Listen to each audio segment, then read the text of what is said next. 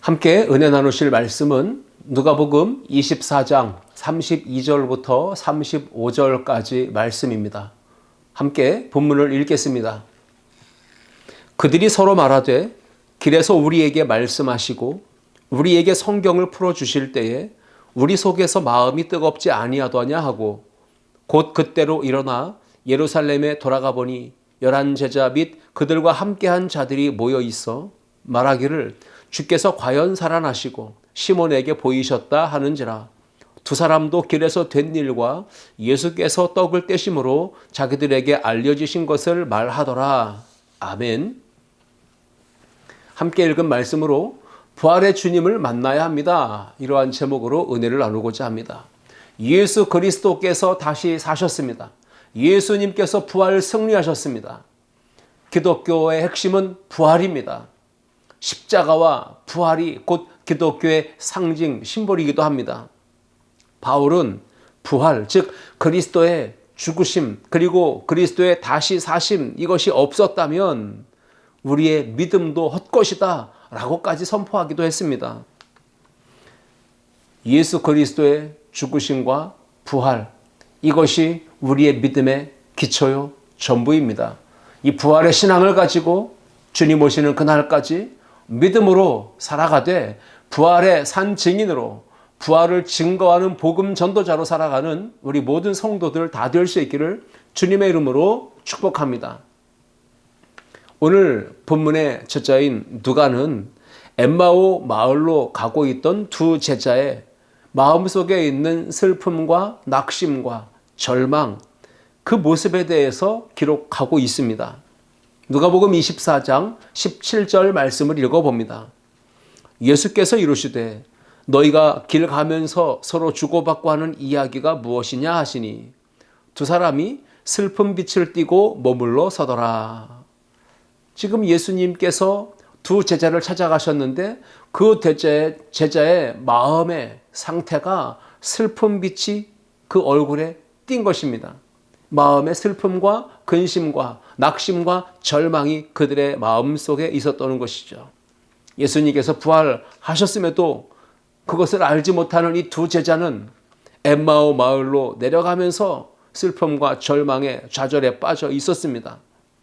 부활하신 예수님께서 찾아오셔서 만나주신 이후에 그러나 이 두 제자는 대반전의 역사를 이루게 됩니다.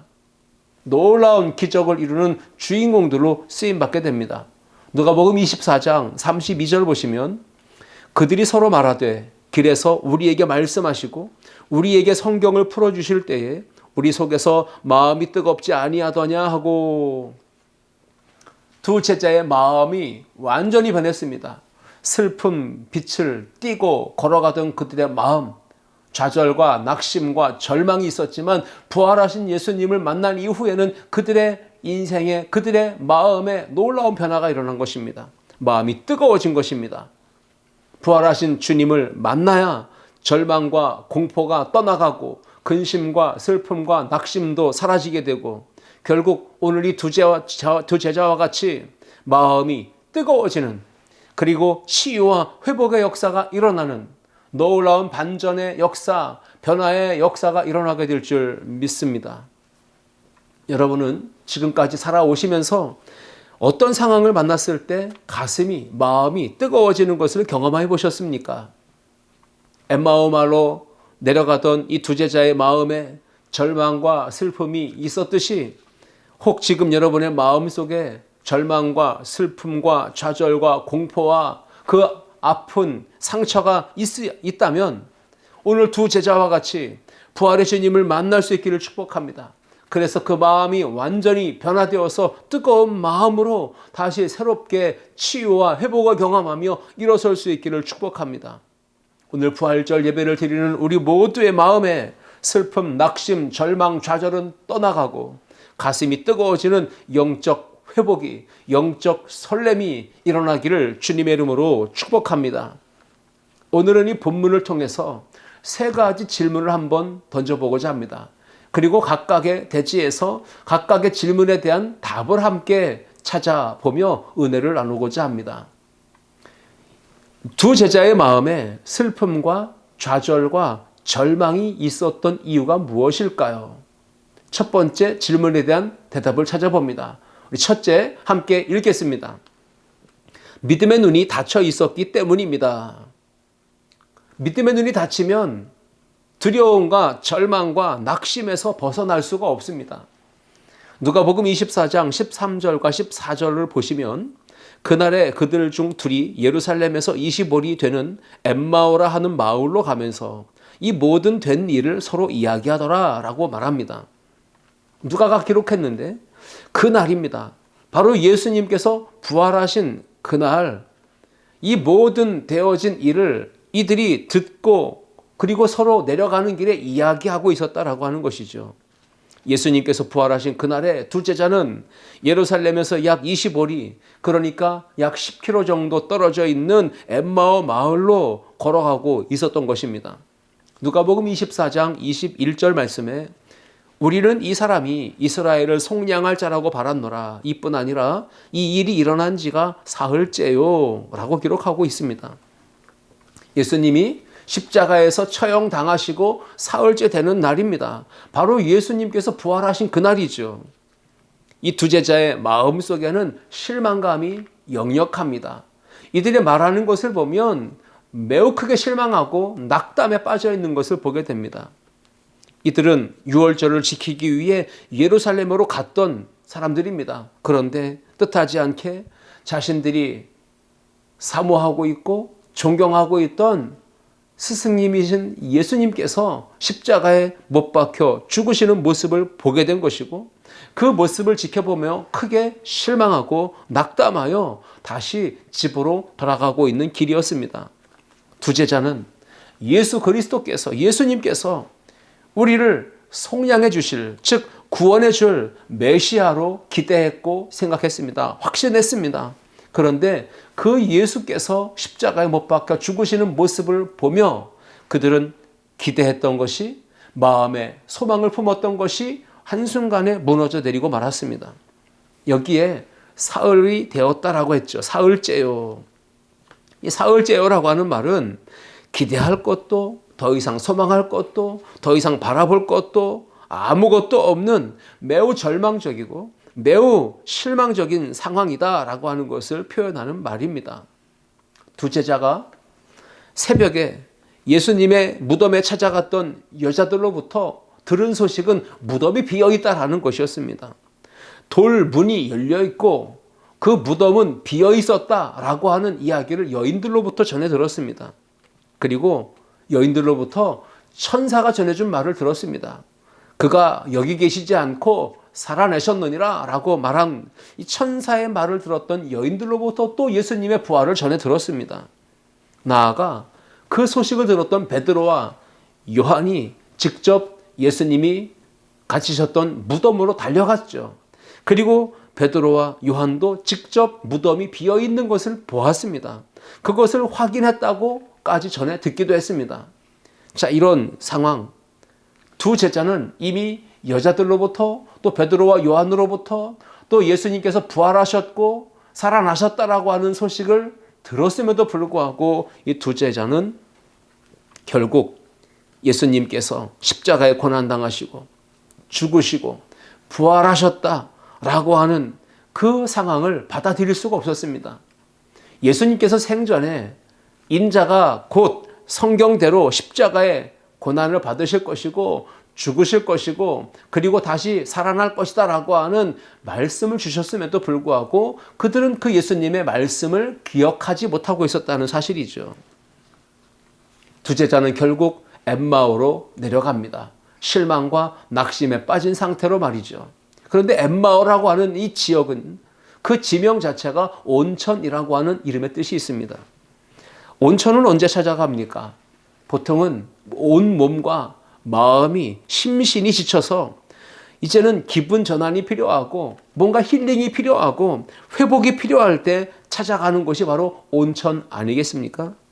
예수님께서 죽으심으로 제자들의 마음이 크게 지금 지쳐 있습니다. 실망에 빠졌습니다. 낙심했고 좌절했고 절망했고 걱정했고 두려움이 공포감이 그들에게 찾아왔습니다. 영적으로 힘들고 지쳐 있을 때, 믿음이 흔들리고 영적 감동이 식어졌을 때 결국 우리는 엠마오로 내려가는 길을 선택하죠.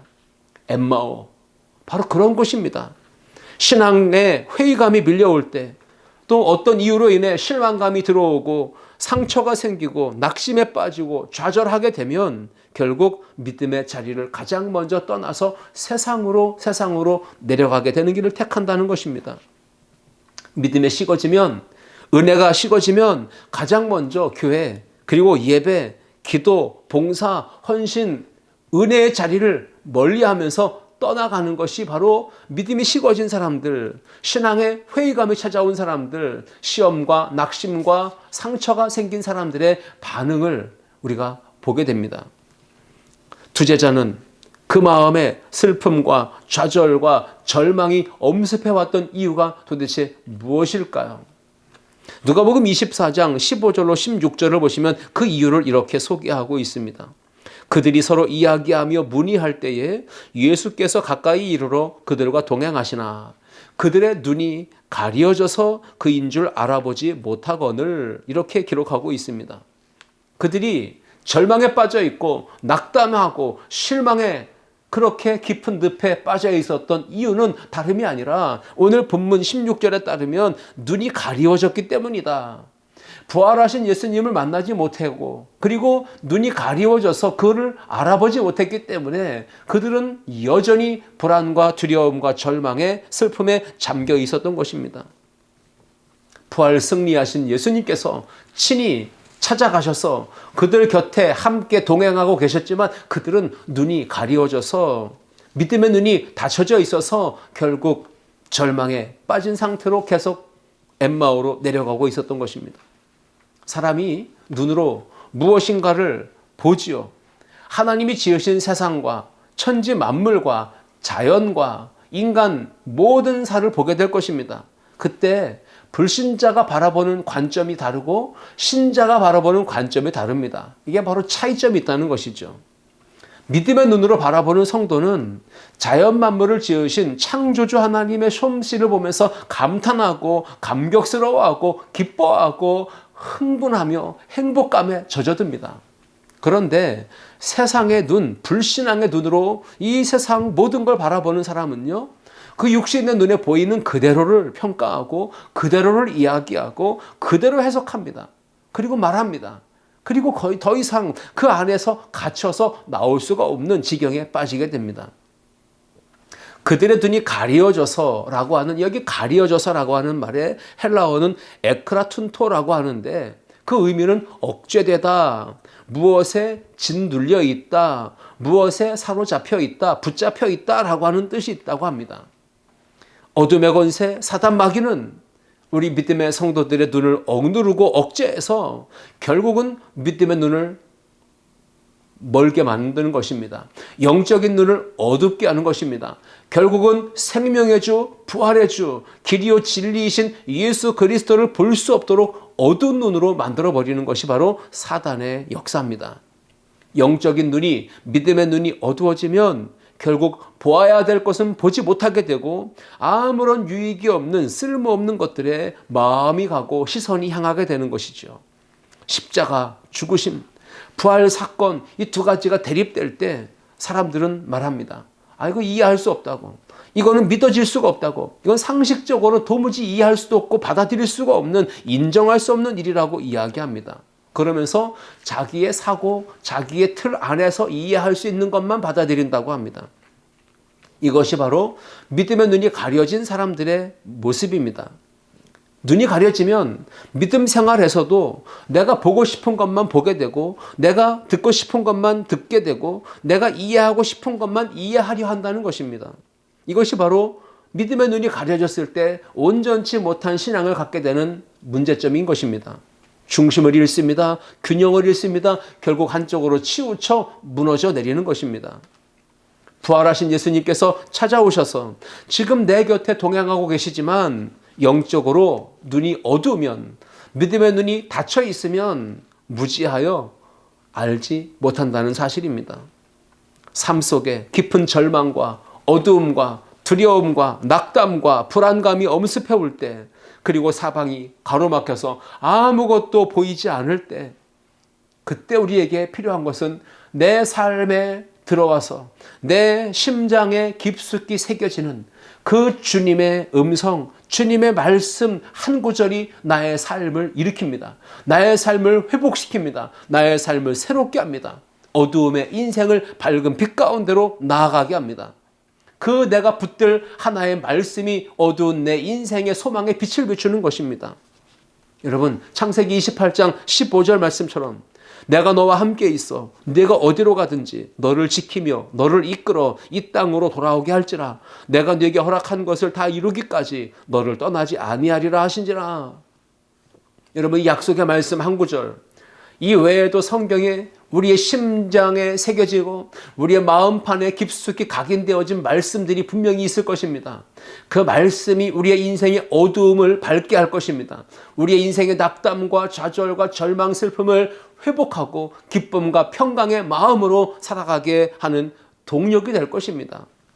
어둠의 영에 사로잡혀 영의 눈이 어두워져서 부활하신 주님을 볼 수 없을 때 우리는 낙심과 불안과 절망에 빠지지만, 믿음의 눈이 열린다면 부활하신 주님을 만나 그 주님을 보게 될 것이고, 그 주님의 말씀이 가슴에 새겨질 것이고, 더 이상 낙심하지 아니하고 절망하지 아니하고 기쁨으로 일어나 소망을 품고 달려갈 수 있게 될 줄 믿습니다. 그러므로 영적인 싸움을 싸워 이기셔야 합니다. 사단 마귀는 우리의 믿음의 눈을 가릴 것입니다. 낙심하게 하고 좌절하게 하고 절망에 빠지게 하고 우리로 하여금 방향을 잃고 사명을 잃게 만들 것입니다. 오늘 부활절 예배를 드리는 우리 모두에게 영적인 눈을 환하게 열어주시는 주님의 은혜가 임하기를 주의 이름으로 축원합니다. 두 번째 질문을 한번 던져보겠습니다. 슬픔과 좌절과 절망을 떨쳐내고 식어진 마음을 다시 뜨겁게 회복하려면 어떻게 해야 될까요? 이 질문에 대해 함께 답을 찾습니다. 둘째, 함께 읽겠습니다.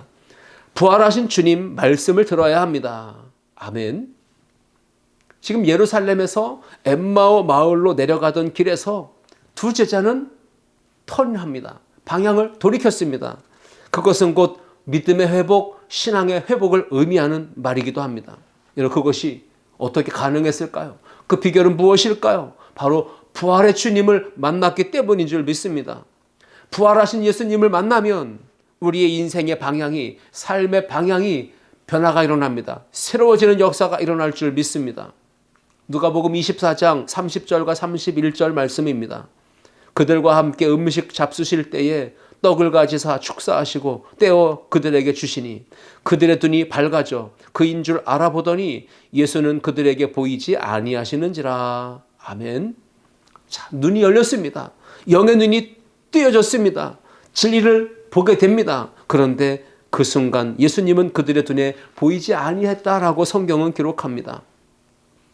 우리가 영의 눈이 열려야 합니다. 그리고 마음에 있던 슬픔과 절망과 두려움과 공포감이 떠나야 합니다. 벗어내야 합니다. 그 비결이 무엇입니까? 부활의 주님을 만나야 합니다. 그리고 주님과 함께 식탁의 교제를 나눌 때 그들의 눈이 밝아졌고 예수님인 줄 알아보았던 우리도 주님 만나야 하고 그 주님의 말씀을 들어야만이 영의 눈이 열리고 그 예수님을 통해서 인생의 어두움이 떠나가며 절망이 떠나가며 문제가 해결되어질 줄 믿습니다.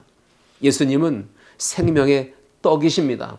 예수님은 길과 진리요 생명이십니다. 나는 부활이요 생명이니라고 예수님은 말씀하시지 않았습니까?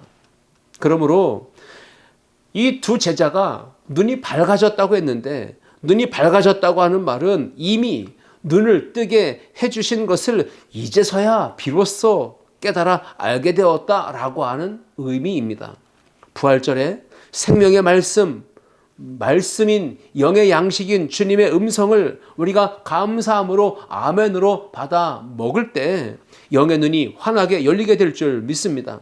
그때 비로소 하나님을 깨닫게 됩니다. 주님을 알게 됩니다. 하나님에 의해서 우리의 눈이, 영의 눈이 열려져야 한다는 것을 우리에게 오늘 교훈하고 있습니다.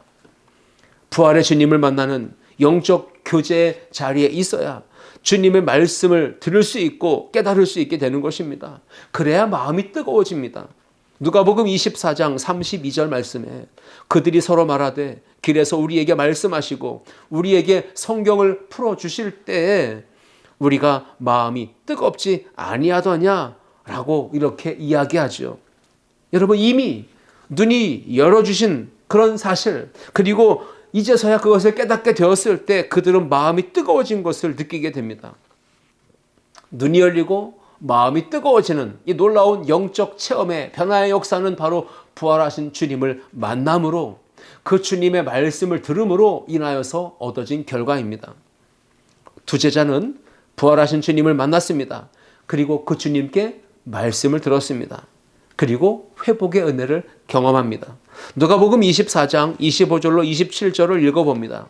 이르시되 미련하고 선지자들이 말한 모든 것을 마음에 더디 믿는 자들이여, 그리스도가 이런 고난을 받고 자기의 영광에 들어가야 할 것이 아니냐 하시고, 이에 모세와 모든 선지자의 글로 시작하여 모든 성경에 쓴 바 자기에 관한 것을 자세히 설명하시니라. 아멘. 두 제자는 낙심과 실망과 절망의 늪에서 이제 빠져나와서 다시금 사명의 자리로 돌아갈 수 있게 되었습니다. 그 터닝 포인트가 된 비결이 무엇입니까? 언제입니까? 하나님 말씀, 모든 성경에 기록된 십자가와 부활의 복음, 바로 예수 그리스도 그분에 대한 말씀을 들었을 때 그들은 다시 일어설 수 있었고 회복을 경험하며 사명의 자리로 나아갈 수가 있었다라는 것입니다. 오늘 이 부활절 예배를 통해 잠자던 우리의 영이 깨어날 수 있기를 축복합니다. 영의 눈이 밝히 열릴 수 있기를 축복합니다. 우리의 죽어있던 심장이 다시 뛰며, 그리고 마음이 뜨거워져서 하나님의 영광과 복음을 위해 힘있게 나아가는 우리 모두가 될 수 있기를 주님의 이름으로 축원합니다. 이런 놀라운 은혜의 역사가 우리 가운데 경험되려면 반드시 하나님의 말씀이 선포될 때 그 자리에 있어야 합니다. 부활하신 주님의 말씀이 우리의 귀에 들려져야 합니다. 그러므로 예배의 현장, 말씀 사건의 현장에 여러분 한 분 한 분이 빠지지 말고 반드시 그 현장에 속해 있기를 주님의 이름으로 축복합니다. 골로새서 1장 6절 말씀 봅니다. 이 복음이 이미 너희에게 이르매 너희가 듣고 참으로 하나님의 은혜를 깨달은 날부터 너희 중에서와 같이 또한 온 천하에서도 열매를 맺어 자라는도다. 아멘. 들어야 깨닫게 됩니다. 그 깨달은 말씀으로 살아갈 때 삶 속에 풍성한 열매를 맺어 자라고 하나님께 영광과 기쁨이 되는 삶을 살아갈 수가 있는 것입니다. 성경이 기록된 말씀, 그것을 가리켜 로고스라고 하죠. 근데 그 기록된 말씀이 선포될 때 그 말씀이 내게 들려주시는 음성으로 다가오고 그 말씀이 내 심정, 심령을 파고 들어와 내 안에 새겨질 때 그 말씀을 아멘으로 화답할 때 그 말씀이 곧 우리 안에 레마가 되어서 그 말씀은 복음의 열매를 맺는 결과로 나타나게 될 것입니다. 오늘 여러분의 삶 속에 부활하신 주님을 만나게 되고 그 주님의 말씀을 들음으로 인생에 드리워졌던 어둠이 모두 떠나가고 슬픔과 절망이 사라지고 주님 때문에 식어진 마음에 뜨거운 열정이 회복될 수 있기를 주님의 이름으로 축복합니다. 이제 마지막 세 번째 질문과 답을 함께 찾아보려고 합니다. 얼음장같이 차가웠던 마음, 돌덩이같이 딱딱하게 굳어진 그 두 제자의 마음이 복음을 만났고 복음을 들었을 때 예루살렘으로 다시 돌아가게 되죠. 바로 그 타이밍이 언제였는가? 이것을 함께 생각해 보면 좋겠습니다. 자, 셋째, 함께 읽겠습니다. 사명을 찾고 다시 붙잡았을 때입니다. 아멘. 누가복음 24장 33절로 35절입니다. 곧 그때로 일어나 예루살렘에 돌아가 보니 11 제자 및 그들과 함께한 자들이 모여 있어 말하기를 주께서 과연 살아나시고 시몬에게 보이셨다 하는지라. 두 사람도 길에서 된 일과 예수께서 떡을 떼심으로 자기들에게 알려주신 것을 말하더라. 아멘. 슬픔과 낙심과 절망에 빠져서 엠마오 마을로 내려가고 있던 두 제자가 길에서 부활하신 주님을 만났습니다. 복음을 들었습니다. 마음이 뜨거워졌습니다. 어둠이 사라졌습니다. 슬픔과 절망이 사라졌습니다. 그리고 동시에 잃어버린 사명을 되찾았습니다. 결국은 걸어가던 방향을 돌이켜서 유턴해서 예루살렘으로 돌아가게 되었다는 사실을 오늘 누가는 기록하고 있습니다. 은혜를 체험한 뜨겁게 체험한 그때로 두 제자는 일어났습니다. 예루살렘으로 돌아왔습니다. 자신들의 사명을 재확인하게 된 것입니다. 그때 부활하신 예수님께서 두려움과 무서움에 빠져 있었던 제자들을 찾아오셨습니다. 그리고 예수님이 선포하십니다. 너희에게 평강이 있을지어다 말씀하십니다. 제자들에게 잃어버렸던 사명을 다시금 되찾게 하시고 그들이 감당해야 될 미션을 말씀해 주셨습니다. 누가복음 24장 45절이야 49절 말씀에 이에 그들의 마음을 열어 성경을 깨닫게 하시고 또 이르시되 이같이 그리스도가 고난을 받고 제3일에 죽은 자 가운데서 살아날 것과 또 그의 이름으로 죄사함을 받는 회개가 예루살렘에서 시작하여 모든 족속에게 전파될 것이 기록되었으니 너희는 이 모든 일의 증인이라. 볼지어다 내가 내 아버지께서 약속하신 것을 너희에게 보내리니 너희는 위로부터 능력으로 입혀질 때까지 이 성에 머물라 하시니라. 부활하신 예수님이 찾아오셔서 평강을 선포하시고 그들에게 다시 사명을 되찾게 하여 주십니다. 너희가 이 모든 일의 증인이라. 너희가 본 그대로 들은 그대로 경험한 그것을 증거해야 될 사람들이다. 사명자다라고 말씀하십니다. 사명을 일깨워 주신 예수님, 그 주님의 음성을 들은 제자들은 얼마나 감격스러웠을까요? 그 주님이 축복하시며 하늘로 다시 올려지실 때에 제자들의 마음은 또 얼마나 감동이 있었을까요? 누가복음 24장 52절로 53절 보시면 그들이 그에게 경배하고 큰 기쁨으로 예루살렘에 돌아가 늘 성전에서 하나님을 찬송하니라 라고 기록합니다. 부활하신 주님을 만난 결과입니다. 사명을 되찾았을 때 그들의 반응입니다. 큰 실망과 슬픔과 낙심과 좌절과 절망에 빠져있던 이 제자들의 마음에 큰 기쁨이 맺습니다. 마음이 불같이 뜨거워졌습니다. 예루살렘으로 돌아간 제자들은 늘 성전에서 하나님의 은혜와 사랑을 찬송하는 삶을 살았습니다. 예수님의 수제자였던 베드로가 그 인생에서 가장 행복했던 순간이 가장 감격스러웠던 순간이 언제였을까 질문해 본다면 우리는 그때로 기억하지 않겠습니까? 요한복음 21장 15절 말씀처럼 예수님께서 낙심한 베드로를 찾아가셔서 요한의 아들 시몬아 네가 나를 사랑하느냐 3번이나 반복하셨을 때 그 베드로와 주님과의 관계가 다시 회복되고 베드로는 잃었던 사명을 되찾게 됩니다. 요한복음 21장 15절을 제가 읽어봅니다. 예수께서 시몬 베드로에게 이르시되 요한의 아들 시몬아 네가 이 사람들보다 나를 더 사랑하느냐 하시니 이르되 주님 그러하나이다. 내가 주님을 사랑하는 줄 주님께서 아시나이다. 이르시되 내 어린 양을 먹이라 하시고 사명을 주십니다. 관계를 회복하신 이후에 사랑을 확인하신 예수님은 베드로에게 내 어린 양을 먹이라 말씀으로 사명을 감당하게 하십니다. 사명을 되찾은 베드로, 그리고 이제 비전을 붙들고 그 길을 달려가기 시작하는 것입니다. 그렇다면 지금 부활절 예배를 드리는 오늘 우리가 다시 발견해야 될 사명, 평생 기쁨으로 충성스럽게 감당해야 될 그 사명은 무엇입니까? 너희가 이 모든 일의 증인이라고 하셨는데 그 주님의 말씀을 기억하며 붙들며 예수님이 이 땅에 오신 성육신 사건, 예수님께서 십자가의 고난을 당하시고 죽으신 그 사건, 예수님께서 무덤에서 일어나 부활 승리하신 사건, 하늘로 올려지시며 다시 오신다 약속하신 재림의 그 복음을 우리는 세상에 나아가서 증인된 삶을 살아가는 것, 이것이 평생토록 우리가 기쁨으로 충성스럽게 감당해야 될 사명인 줄 믿습니다. 낙심에 빠져 절망에 빠져 엠마오로 내려가는 제자들과 같았던 이 영적인 무지에, 영적인 시리에, 침체에 빠져있던 우리가 다시 일어서려면 부활하신 예수님 만나야 합니다. 부활하신 주님의 말씀을 들어야 합니다. 부활하신 주님을 통해서 사명을 되찾아야 합니다. 부활의 신앙은 한숨이 아닙니다. 근심, 낙심, 절망, 슬픔이 아닙니다. 부활의 신앙은 기쁨이요, 부활의 신앙은 평안이요, 부활의 신앙은 담대함인 줄 믿습니다. 부활의 능력을 체험하고 부활의 산소망을 날마다 가슴에 품고 우리의 생명을 다해 목숨을 다해 부활의 증인된 삶을 살아가는 우리 아름다운 성도들 모두가 될 수 있기를 주님의 이름으로 축원합니다. 기도하시겠습니다.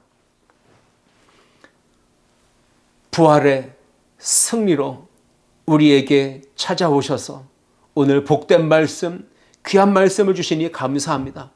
더 이상 낙심하고 좌절하고 절망하고 시리에 빠져 있지 아니하고 인생의 세상을 향해 나아가는 걸음에 처해 있지 아니하고 우리를 일어서게 하시고 방향을 돌이키게 하시고 사명을 붙들고 이 모든 일에 증인된 거룩하고 복된 사명자로서의 삶을 살아가도록 우리를 다시 새롭게 해주시니 감사합니다. 하나님, 부활하신 예수님을 만남으로 믿음의 눈을 뜨게 해주시고 부활하신 예수님 만날 때에 그 주님의 음성을 듣게 하시고 그 주님을 통하여 사명을 되찾고 인생의 방향을 새롭게 정하고 그 주님을 복음을 전하는 증인된 삶으로 끝까지 충성 봉사하시는 우리 아름다운 성도들 모두가 되게 하여 주옵소서.